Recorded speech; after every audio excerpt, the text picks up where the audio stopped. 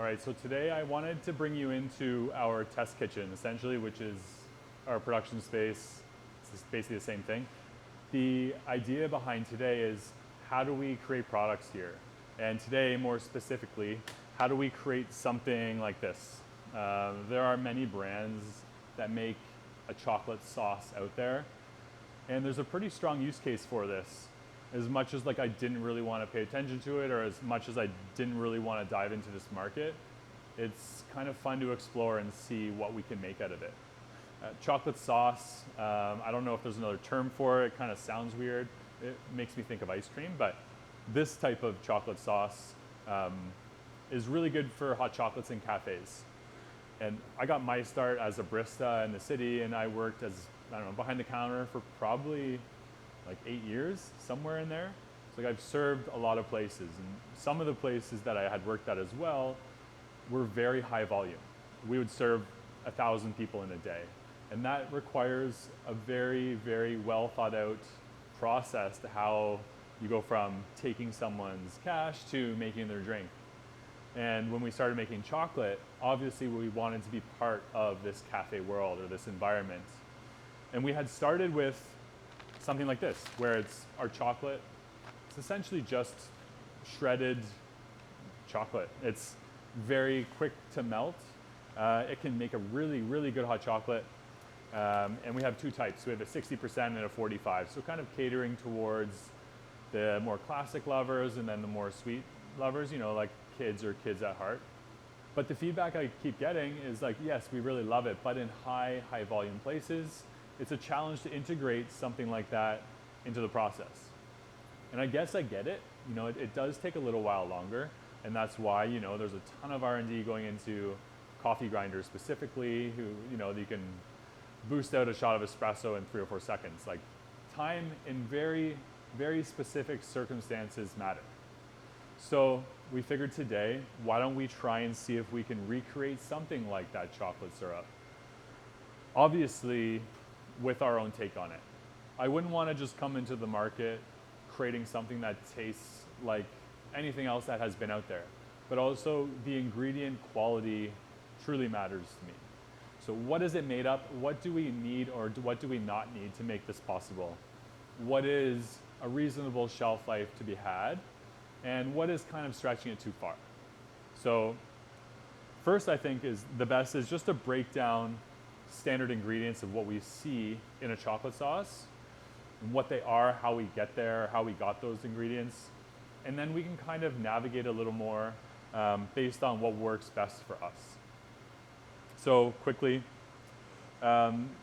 this one is made up of inverted cane sugar, water, Dutch cocoa, chocolate, sea salt, natural flavor, natural vanilla, and it also has potassium sorbate.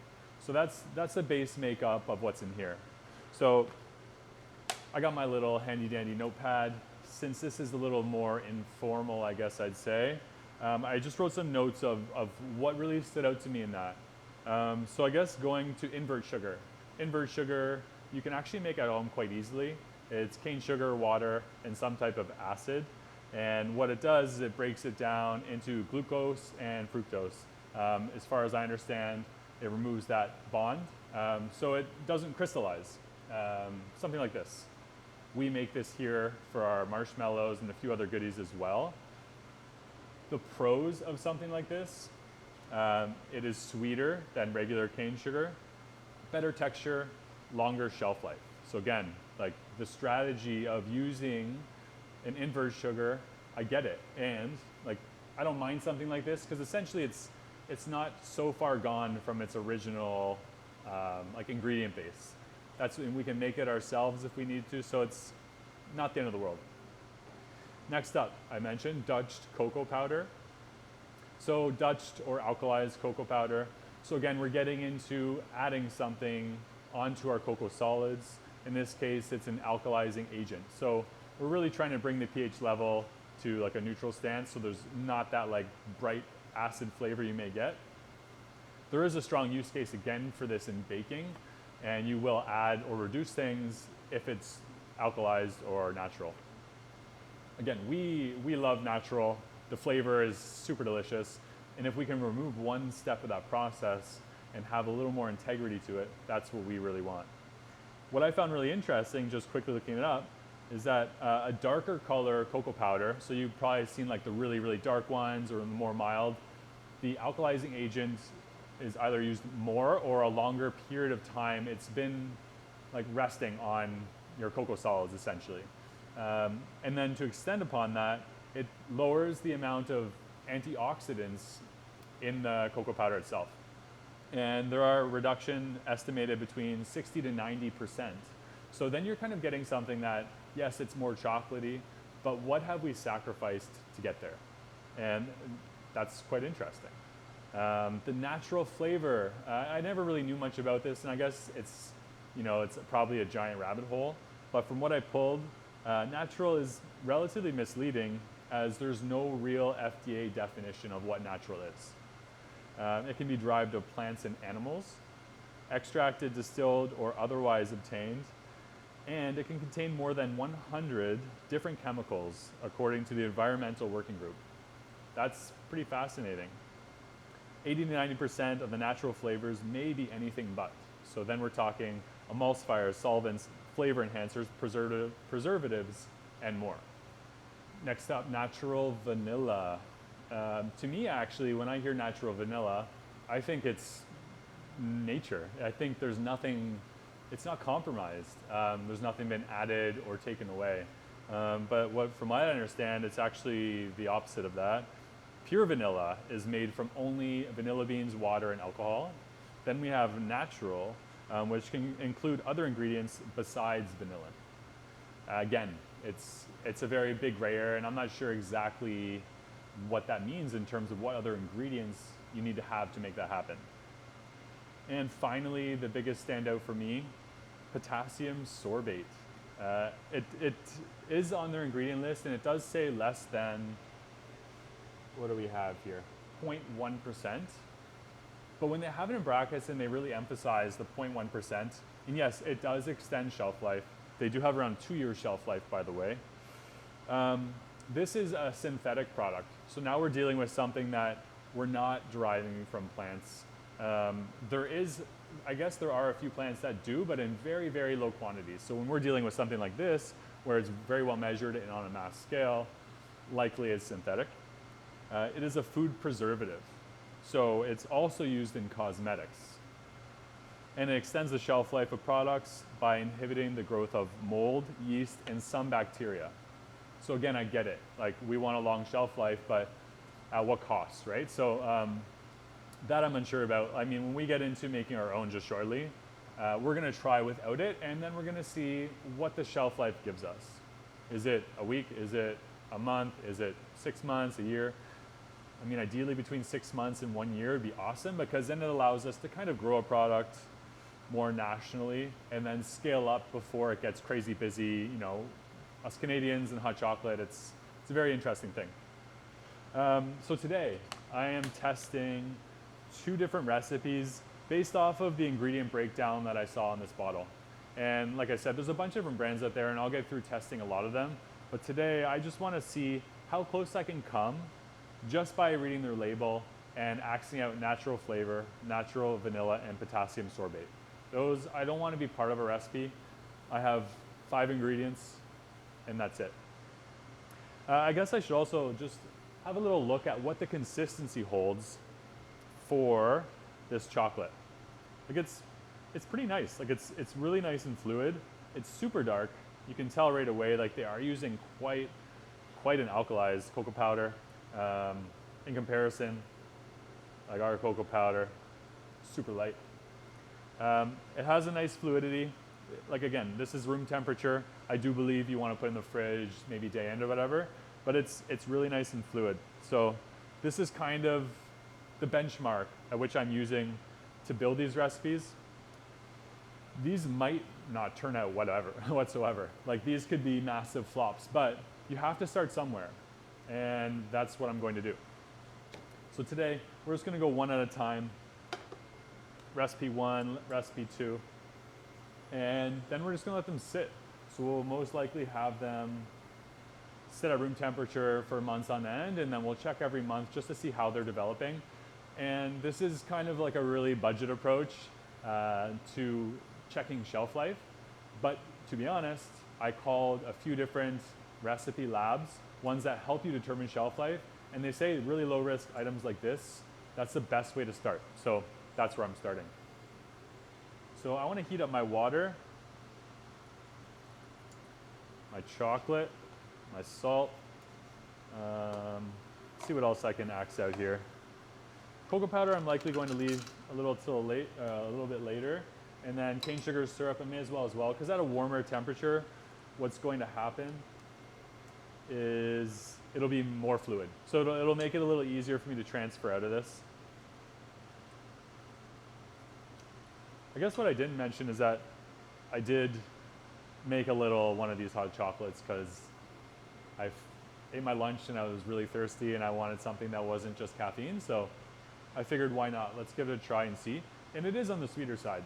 I get it again, like there is a very strong market for sweet products, and most likely understanding the ingredients and how they function in a recipe with the invert sugar, it helps extend shelf life. So you need a certain amount, especially when we add water directly into a recipe, because that's just going to allow bacterial growth if not properly constructed. So that's what I'm up to. What I found really cool on the bottle is they have a guide. They show you 3 different sizes. Hey, look, you're making a 8 ounce, a 12 ounce, or a 16 ounce drink. Here's how you do it. And I'm not trying to knock our products by any means. I find our hot chocolates as a powder create a far superior product. And I mean, they're made up of 3 ingredients. It's super, super minimal ingredients. It does add a little more of a workflow. And I do think if you nail it down, it's not going to interrupt anything.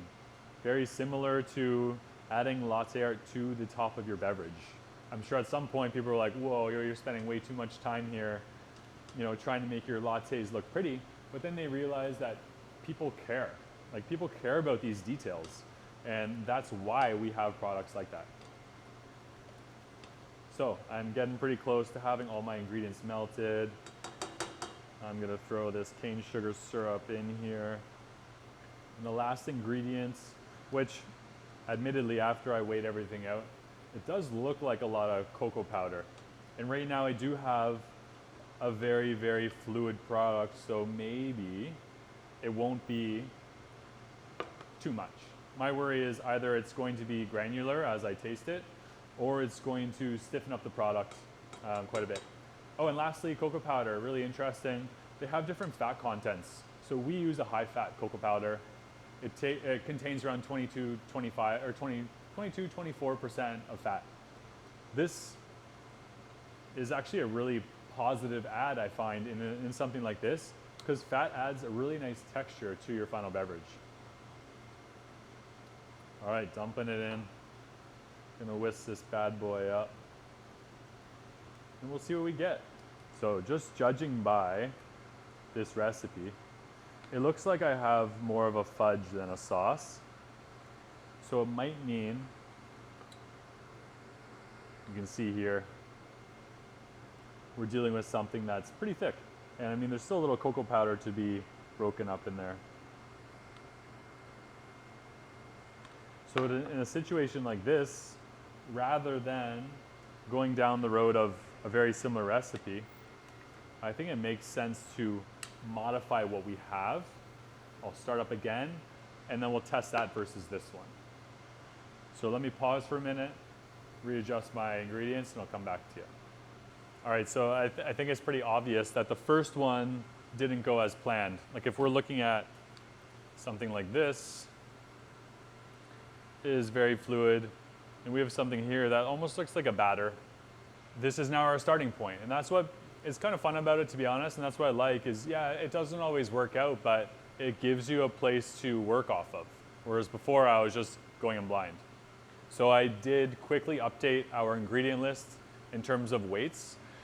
I increased our invert sugar, or our cane sugar syrup, brought our water up, dropped our cocoa powder, dropped our 100% chocolate, left the salt the same.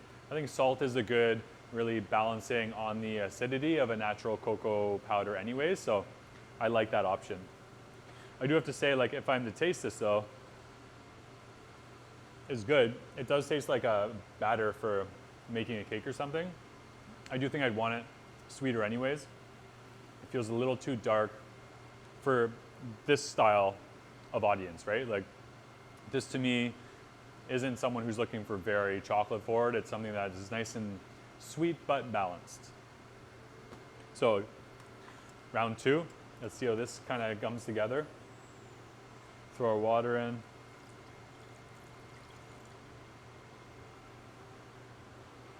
We'll get our salt in there, anything that dissolves easy before giving it a go with the cocoa powder. My chocolate. I do find it interesting as well how they add chocolate in there, but what I find curious is they don't have anything in brackets of what the chocolate is made up of. So is it 100% chocolate? Is it a semi-sweet? Is it a milk or whatever, you know? So there's a bit of unknowns on that labeling, and I wonder if that's more of a US-based approach because this is coming from the States and maybe the requirements are different. I'm not entirely sure. Again, we're gonna load this in. What I've kind of realized with a recipe like this is I don't think there's much of an ingredient step to it. Either it's gonna work or it's not. So I'm just gonna get it all in there, sooner the better, and have a little fingers crossed approach to this one. And once this melts, I'll throw my cocoa powder in. Because yeah, when I was looking at these earlier, weighed out here, I'm like, wow, this seems like something's gonna be a bit crazy. Maybe it would work, maybe it won't, and it didn't work. This, again, funny enough, is looking promising. We'll see how the almighty cocoa powder reacts to all these ingredients. And what's neat is, like, this is essentially the first step in a very long set of steps to get something that has a long shelf life like that. You know, if I create something that has a very similar fluidity and it has a flavor that I like, now I have to play the waiting game. And like I said earlier, I could probably find a lab that can accelerate the growth of mold or bacteria in our product to mimic what the natural environment will do, but I just like the low budget approach to start. Once we knock it out of the park, then we'll consider that before selling it to all you chocolate lovers out there. I'm gonna bump this up a little bit. It does seem way more fluid. It's still coming together, but compared to the last one, like, this looks just like I added cocoa powder into a bit of water, so that's positive. The chocolate's starting to melt and dissolve a little bit more into the water itself. And why not? Just gonna throw that bad boy in. And I will retain all of my half-liter jugs or containers in the event I need to do a recipe 3.0. It's funny, there's always part of me that thinks I'm going to be this genius when it comes to recipe development, and the first go will be like the best product ever, and that's never the case.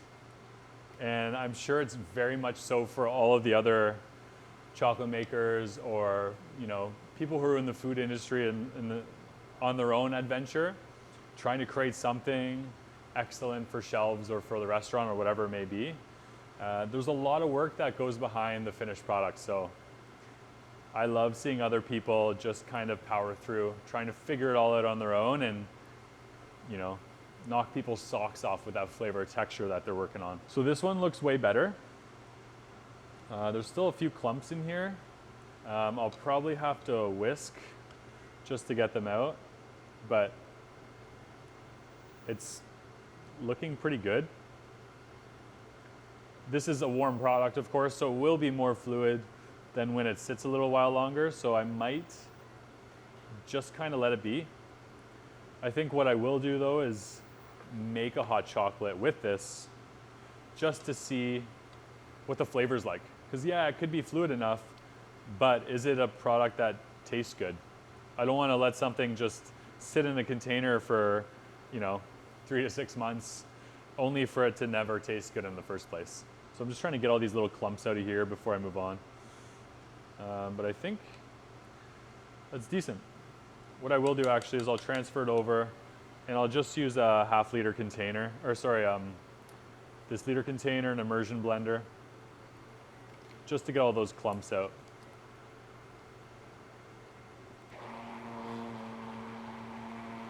So I'm pretty happy with this.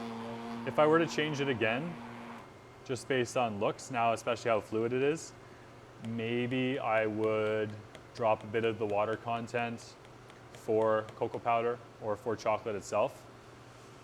Because the more water you add in a product, I feel like the higher chances you have of bacterial growth. And that's what I'm trying to avoid. There we have it. A decent little take on a chocolate syrup. And like I said, like this is just step one to get to something like this. We have a long ways to go. But I think what I want to do is just try a little bit as a hot chocolate, and then I'll let this bad boy sit for a while. We just finished making a hot chocolate from our second version, and the liquid itself is still warm, but it has a nice fluidity to it. If I'm to compare it to the chocolate sauce that we're dealing with prior, obviously this one has a more like fudge-like texture, but this is room temperature. So I do expect this to solidify a little more, at least become a little more viscous as it cools due to the higher fat cocoa powder that we're using, but then also the chocolate in there. So as it cools and as it sits for a while, if I realize, hey, this is a little too thin, what I might do is drop the water content a little further. And the reason for that is if I can reduce water, there's a higher chance that my shelf life will be extended. So now it's about playing around with the ratio of water to my invert sugar. We did find 1% of salt was a little on the high side, so we will drop that to 0.5% and then try again. But for the time being, it's a pretty stand-up chocolate sauce recipe. Obviously, there are more steps to take, as I have mentioned. I'm just gonna let this sit out and I'll probably study it every day like I'm growing a plant or something in hopes that nothing grows on it.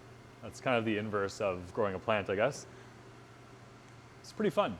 It's a really cool learning experience for ourselves to work through how we replicate something, but with our own voice behind it. And that is really, really paying attention to every ingredient we use, knowing where they come from and why we don't want to use it, essentially. Couple of follow-up questions for all of you out there. What do you like in a hot chocolate? Is it the intensity? Is it the sweetness? Is it knowing the origin? For those behind the counter serving a hot chocolate, what do you like or not like about the process itself? What can I do to make it a little easier on you? And that's kind of why I'm exploring this in general.